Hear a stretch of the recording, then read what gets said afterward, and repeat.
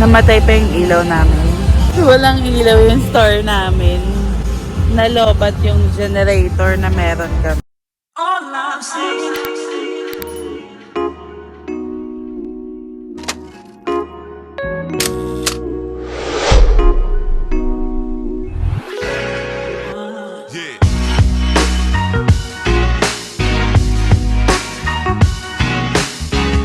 Namatay pa yung ilaw namin.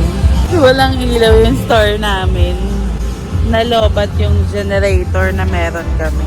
Buti na lang malapit lang dito sila Brother Romel saka sila Sister Zarin. So kukuha ng ilaw ngayon si Mike kaso lang 30 minutes kami halos out. So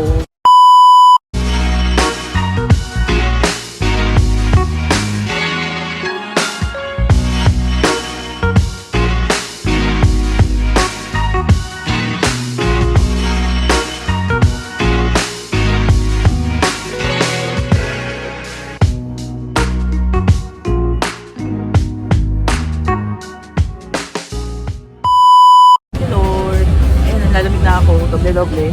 So, videohan natin ang ating event for tonight. Ay, mga ihaw, mga isaw, barkaho. And then, ito ang sari-sari store namin dito. Ayan. Ayan. Oh, may mga ano dito. Dried food. Naka-sale po. Longganisa. Ayan, longganisa, tocino. We have a lot of desserts. Actually, ang daming food. Mga boba. Ito, sila Ate Veronica sa Mama's and Batito. Part na sila ng aking vlog. Ito nga ang aming munting tindahan. Thank you Lord. Medyo nakabenta naman. Yan, sila Ate Jen, kanilang book. Ito, ang kinain namin na medyo natakot kami. May kami lechon. Sister Sally and si Mikey. Yan, ang kanilang dessert. Hindi ko natapos yung pag-video ko, napadaldal ako. The Sister Sal. Thank you Lord. Hi guys, so hindi na ako nakapag-record. Sila Puyang, sila Jack, sila Brother and Sister Sally, kasama yung mga bata. Kasi sila nag-ilaga kay Micah. So thank you Lord. Nandyan sila. Sobrang laking tulong. Ayun, pauwi na kami ngayon. Ay, 12 na kami makakarating ng bahay. So, day 2 is done. Ano masasabi mo sa day 2? Thank you Lord. May sales. We made sales. Thank you. Yan, nakapag-bento naman kami. Ano pa rin siya, medyo slow, I would say. Pero of course, still grateful. Much, much better than yesterday. Definitely. Yung i-push yung pop-ups event kasi Christmas is coming and then mag-i-slow down na ulit to. So, ayun, okay naman. At least, wala lang ilaw, saving grace, malapit lang sila Brother Romel. So, we were able to borrow some lights.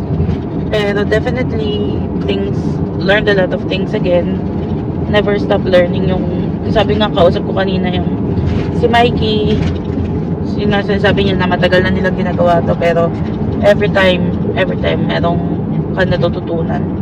And tomorrow is our 3rd day na magpa-pop up and thank you Lord sa strength.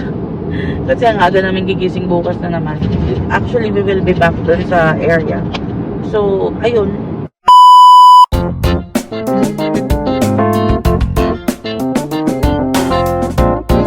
Day 3 aming pop up. So, day 3 na kami ng pop up namin. Thank you Lord kasi kahit sobrang pagod kagabi, nakauwi na kami 12.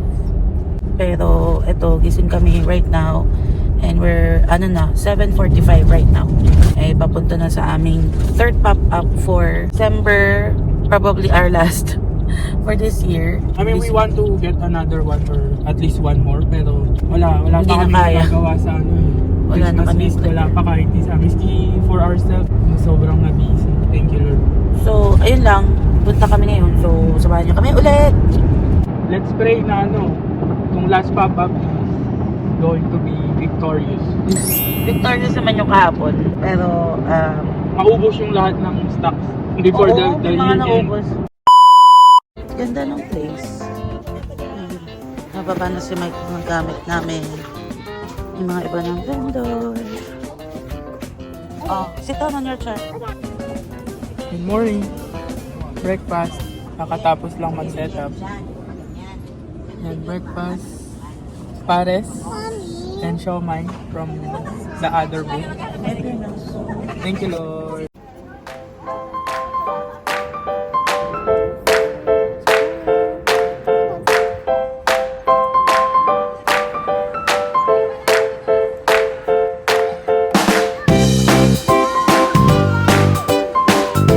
You can try to climb it.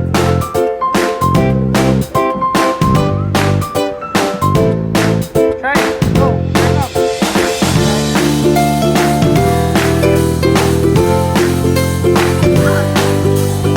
Ha?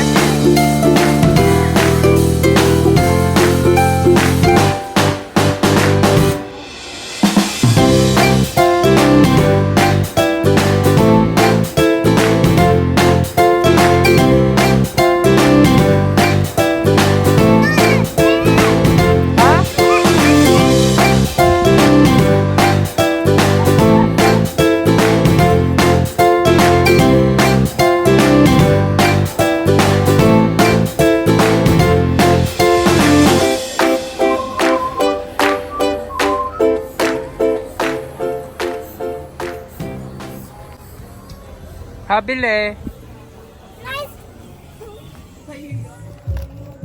Hi, Micah.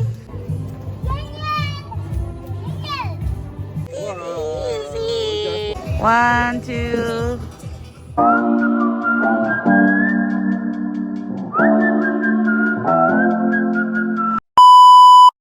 At nakauwi na kami. So, actually, nakatulog na ako. Anong oras na? Pero, at around 4 p.m. kanina, antok na antok. Antok na antok na. Hindi ko alam paano pa kami makakaraos hanggang 6 p.m. At actually, we can stay until 7 p.m. Pero, at around 5:30, parang sabi namin, hindi na. Parang sobrang pagod na. So, nagpa-pack up na kami ng 5:30. And actually, inabot kami hanggang 7. So, around 7 or 7 na rin kami natapos mag-pack up. Ayun, nakabawi naman. But totally, it felt like the people are there for the food. Which is, alam naman namin yun na more of a food fiesta siya.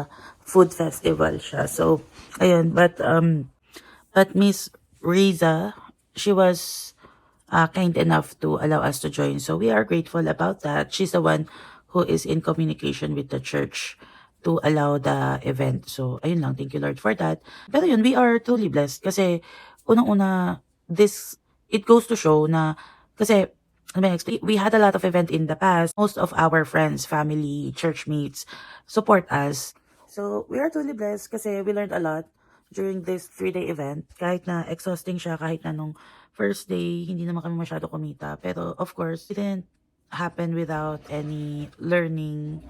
Madami pa rin kami natutunan. And you will never really understand yung market mo, and you will never really learn if you never try. So, we learned a lot. At makikita mo talaga na iba na yung saan kami nagsimula noon compare sa kung nasa na kami ngayon. So, pag kinompare mo, iba na yung Arts Ellie na nagsisimula kami. So, every time na may ganito, we are really learning, nagkakaroon ng bagong ideas, nakakapagod, pero okay din.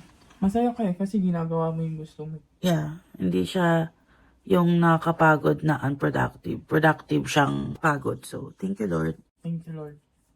Saka doon, ma-realize mo doon syempre na ganito yung business, hindi laging jackpot. Na okay lang, di ba? Pero hindi naman din tayo talo. May profit pa din, hindi lang sobrang laki. So, masaya na tayo doon. Kumbaga, saka every time na may mga ganitong event, lagi kaming, next time, ganito yung gagawin natin. Next time, ano pa yung mga improve namin. Saka yun nga, makikita nyo, katulad nun yung namatayan kami ng ilaw, yung mga challenges ba. Kasi, syempre, hindi naman lahat yun pinapost mo sa social media. Hindi lahat yun. Minsan, kung ano lang yung maganda, pinapost mo sa social media. So, yun yung mga nangyayari behind the scene. And yun lang siguro. And thank you for watching sa aming video, sa pagsama sa amin dun sa 3-day event. Yun, I think yun na yung magiging last event namin this year. Or kung halimbawa, matapos natin lahat ng errands, then meron pa. Mm. Kasi masaya kami. So, ayun lang. Thank you. Bye-bye. Thank you for watching.